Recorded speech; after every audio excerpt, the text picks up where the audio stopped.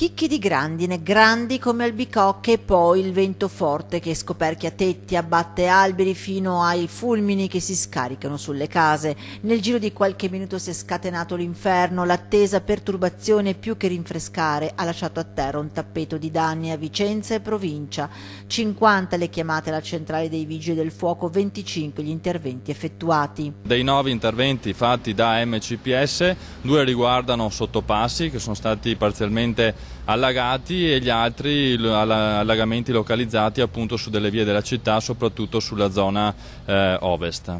Paura incontra San Marco per un fulmine caduto sul tetto di una casa, causando un principio di incendio tempestivamente bloccato dall'intervento dei vigili del fuoco arrivati sul posto con 3 mezzi. Scantinate e strade allagate ripropongono la questione caditoie. Sul piano caditoie ci stiamo lavorando, sono più di 30.000 in città, quindi sono molte. Abbiamo delle segnalazioni di priorità chiaramente sulle quali stiamo intervenendo, però la pioggia di ieri sera è stata veramente importante, tanto che i problemi non si sono verificati solo a Vicenza città, ma anche e soprattutto nei comuni limitrofi in tutta la provincia di Vicenza. Ed è infatti la provincia ad avere la conta dei danni più pesanti, con il vento che ha sferzato il territorio scoperchiando un capannone ad Arzignano, il palazzetto a Montecchio e la tensostruttura della Sagra ad Altececcato, divelto cartelli stradali, scoperchiato un distributore a Malo, per non parlare di alberi e rami. La grandine ha fatto il resto, colpendo anche il mondo agricolo con danni ingenti a Montecchio, Cornedo, Brogliano, Castelgomberto, ma anche Nanto, Brendola, Longare, Arcugnano e Fimon.